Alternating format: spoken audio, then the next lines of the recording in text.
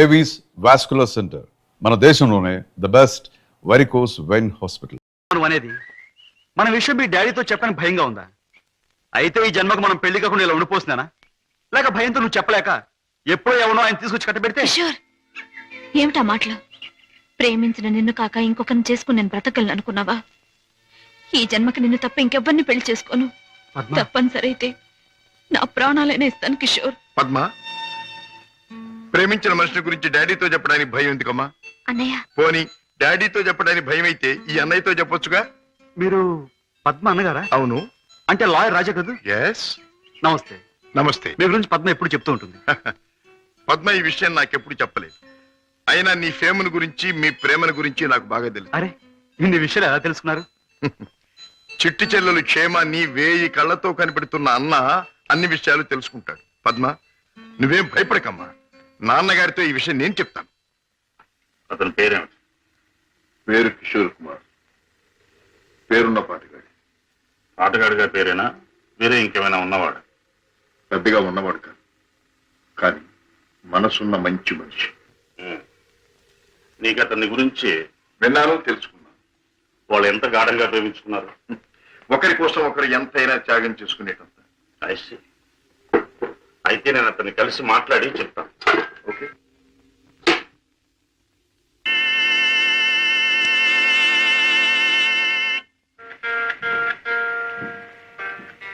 May I come in? Please come in. You are mister Kishore, I suppose. మీరు? I'm Shashibhushan Rao, multi millionaire, business magnate and పద్మాస్ father. నమస్తే. మీరు ఇలా వచ్చినందుకు చాలా సంతోషంగా ఉంది. ప్లీజ్ కూర్చోండి సార్. ఎక్కడ కూర్చోవాలి? మా ఇంటి నౌకరు కూడా కూర్చోడానికి సందేహించే ఈ సోఫాలోనా? మా కారు డ్రైవర్ కూడా కూర్చోడానికి ఇబ్బంది పడే ఈ కుర్చీలోనా? ఎక్కడ కూర్చోవాలి? ఆల్ రైట్, నిలబడే మాట్లాడతాను. నువ్వు మా పద్మని ప్రేమించావట కదూ? తను కూడా నన్ను ప్రేమించింది. I see. పెళ్లి చేసుకోవాలని కూడా అనుకుంటున్నావట? ఇద్దరం అనుకుంటున్నాం. గుడ్. మరి మా అమ్మాయిని పెళ్లి చేసుకుని ఏ వసతులు ఏ సౌకర్యాలు లేని ఈ ఇంట్లోనే కాపురం పెడదాం అనుకుంటున్నావా? ఇక్కడ నేను చాలా మంది కంటే చాలా సుఖంగా ఉంటున్నాను. I agree. ఇంతకంటే సుఖాలు తెలియవు గనక నువ్వు ఇక్కడ సుఖంగానే ఉండవచ్చు. కానీ ఐశ్వర్యంలో పుట్టి సంపదలో పెరిగి మంచం మీద కాలు కార్పెట్ మీద, కార్పెట్ మీద కాలు కారులో నువ్వు పెట్టే నా కన్న కూతురు ఇక్కడ సుఖంగా ఉండగలదా? ఉండగలను అని తను మొండిగా అనొచ్చు. కానీ మిస్టర్ కిషోర్, కాశ్మీర్ మంచులో పుట్టిన ఖరీదైన యాపిల్ చెట్టు మన పెరటి మట్టిలో పెరగలేదని దానికి తెలియదు, పెంచే తోటమాలికి మాత్రమే తెలుసు. ఏమంటావు? మహారాజు కూతురైన సీత కట్టుకున్న వాడితో కారడవులో బ్రతికింది అంటాను. చూడు కిషోర్, ఒక్కడే రాముడు ఉంటాడు, ఒక్కతే సీత ఉంటుంది, ఒక్కటే రామాయణం. అందరూ రాముళ్ళు కారు, అందరూ సీతలు కారు, అన్ని జీవితాలు రామాయణాలు కారు. అంతేకాదు, ఆనాటి సీతకు అడవిలో ముందెదురయ్యే కష్టాలు, రావణాసురుడి సంగతి తెలియక వెర్రి తల్లి వెళ్ళింది. ఆమె జీవితం చదువుకున్న ఈ కాలపు ఏ ఆడపిల్ల అడవిలోకి అడుగు పెట్టదు. పెట్టబోయినా కన్న తండ్రి అడ్డుపడతాడు. అంటే మీరు మా పెళ్లికి ఒప్పుకోనంటారా? ఏ, నన్ను ఒప్పించగలనంటావా? ప్రేమకు అర్థం మీకు తెలిస్తే. ప్రేమ ప్రేమ ప్రేమ మాటలు వచ్చే రోజుల్లో ప్రతి పసిపిల్లవాడు మొదటిగా మాట్లాడే మాట అమ్మ అయితే, గడ్డాలు వచ్చే రోజుల్లో ప్రతి అడ్డమైన వాడు మాట్లాడే మొదటి మాట ఈ ప్రేమ. అర్థం లేని కథలు, వ్యర్థమైన సినిమాలు చూసి ప్రేమ గొప్పదనే ప్రతివాడికి ఒక అమ్మాయిని అంటగట్టి ఎడారిలో వదిలిపెడితే ఒక్క రోజులో అంటాడు ప్రేమ కంటే అన్నం ముఖ్యం అని.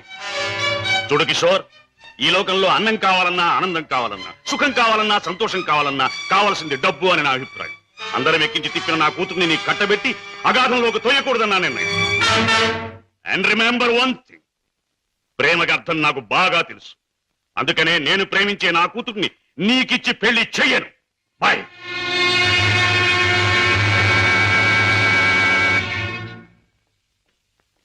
Daddy, కిషోర్ని కలిశారా?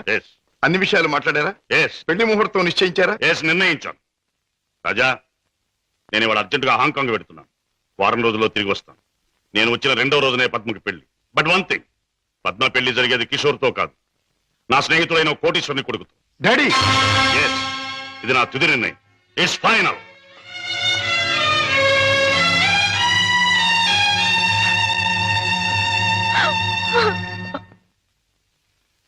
Mister Ramesh, Gupta and Gupta file తీసుకురా. Yes sir. File sir.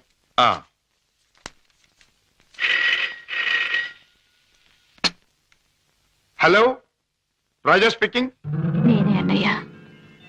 దురదృష్టవంతురాలైన నీ చెల్లెలు పద్మని అన్నయ్య, పసితనంలో నా తొలి పలుకులు నువ్వు విన్నావు. ఇప్పుడు నా తుది పలుకులు వింటున్నావు. అమ్మా, ఏమిటమ్మా నువ్వు మాట్లాడేది? తుది పలుకులు అంటున్నావు ఏమిటమ్మా? అంటే ఇవి నేను పోయే ముందు చెప్పే ఆఖరి మాటలన్నయ్య. ఇంకొంతసేపట్లో నేను చావబోతున్నాను. ఏమిటి పద్మ నువ్వు అనేది? తమాషాగా మాట్లాడుతున్నావా? లేదన్నయ్య, నిజమే చెప్తున్నాను. కోరుకున్న మనిషికి చేరువ కాలేని నేను అందరికీ దూరంగా వెళ్ళిపోతున్నాను. నా ముందు ఎన్నో నిద్ర మాత్రలున్నాయి. అంత పని చేయొద్దమ్మా. నా మీద నీ గౌరవం ఉంటే ఆ నిద్ర మాత్రం ముట్టుకోకమ్మా. డాడీకి చెప్పి నీకు కిషోర్కి పెళ్లి నేను జరిపిస్తానమ్మా. నా మాట నమ్మమ్మా, నా మాట నమ్ము. లేదన్నయ్య, డాడీ నా ఇష్టానికి ఒప్పుకోరు. ఆయన ఇష్టానికి నా మనసు అంగీకరించదు. అందుకే అమ్మ దగ్గరికి వెళ్ళిపోతున్నానన్నయ్య. నా గొంతులోకి మరికొన్ని మాత్రలు వెళ్ళిపోతున్నాయి. పద్మ, పద్మ, వద్దమ్మా, అంత పని చేయకమ్మా. నువ్వు ఎక్కడి నుంచి మాట్లాడుతున్నావమ్మా? ఇంటి దగ్గర నుంచేనా? కాదన్నయ్య, ఇంట్లో అయితే చచ్చేటప్పుడు కూడా డాడీకి భయపడుతూ చావాలి. అందుకే ఊళ్ళో లేని ఒక స్నేహితురాలు ఇంటికొచ్చి, రమేష్, సార్, నువ్వు పక్క ఫ్లాట్కి వెళ్ళి ఎక్స్చేంజ్ ఫోన్ చేసి ఏ అడ్రస్ నుంచి ఈ ఫోన్ కాల్ వచ్చిందో తెలుసుకో.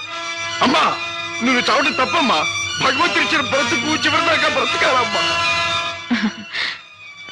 కొన్ని బ్రతుకులు సవ్యంగా అంతమవక ఇలా అర్థాంతరంగా పోతూనే ఉంటాయి. చెల్లెమ్మా, address sir. Padma, Padma. Mister Raja, మీ చెల్లెలికి ఏమీ ప్రమాదం లేదు. స్టమక్ వాష్ చేసి గండం నుంచి బయటపడేట్టు చేశాం. స్పృహ వచ్చింది, వెళ్ళి చూడొచ్చు. Thank you very much. ఎంత సాహసం చేశావు. నిన్ను రక్షించుకోలేకపోతే ఈ అన్న జీవితాంతం కుమిలి కుమిలి బాధపడేవాడు. నన్నెందుకు రక్షించావయ్యా? ఎందుకు? కిషోర్తో నీ పెళ్లి జరిపించి నీ జీవితం కలకల్లాడుతూ ఉండేటట్టు చేయటానికి. అన్నయ్య, అవును, డాడీ రాకుండానే దగ్గరుండి మీ పెళ్లి జరిపించడం. మూడు ముళ్ళు పడ్డాక ఆయన వచ్చినా మీతో రాజీ పడగలరు.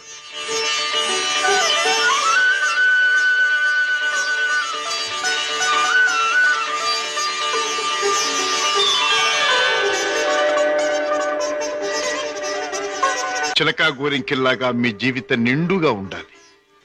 కిషోర్, నువ్వు పాడే పాటలాగే మీ జీవితం మధురాతి మధురం కావాలి. బావా, నేను కోరుకున్న పద్మని నా జీవిత భాగస్వామిగా చేశావు.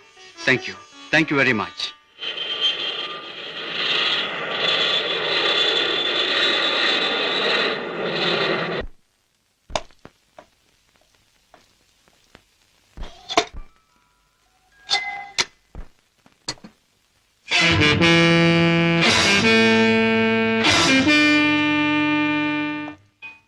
రాజా, డాడ్, పద్మ ఇక్కడ. భర్తతో కాపురాలు దాని పెళ్లి ఎవరు చేశావు? కాని పని కాదు కనుక నేనే చేశాను. కన్నవాణ్ణి నేను కానివాణ్ణి అయ్యానా? నువ్వే నిర్ణయం తీసుకోవడానికి.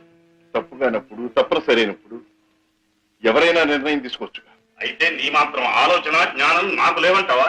ఉండొచ్చు, కానీ మీ ఆలోచన జ్ఞానము చెల్లాయి ఆత్మహత్య చేసుకున్న తర్వాత ఆమెను బ్రతికించలేవుగా. ఆత్మహత్య నుంచి దాన్ని రక్షించావేమో కానీ ఆ లేనివాడి కట్టబెట్టి దాని జీవితాన్ని హత్య చేశావు.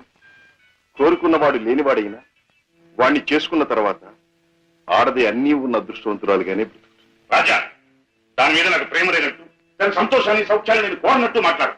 దాన్ని ఐశ్వర్యంలో పెంచారు గనక, ఐశ్వర్యంలో ముంచారు గనక ఐశ్వర్యవంతుడి చేతిలోనే ఉంచాలనుకున్నాను. అంతేగాని డాడీ, ఆడదాని ఐశ్వర్యం అంతా ఆవిడ ఐదో తనవి. కట్టుకున్నవాడు పెట్టిన బొట్టు, కట్టిన తాలి బొట్టు, తొడిగిన గాజులు, ఉంచుకున్న పూలు, మీరు చెప్పే ఐశ్వర్యాలన్నిటికంటే గొప్ప. మా చెల్లెలకి అన్నీ ఉన్నాయి, అంతకంటే ఇంకేం కావాలి? రాజా, నీకు అన్నీ ఉన్నాయి కాబట్టి ఏం కావాలి అని ప్రశ్నిస్తాను.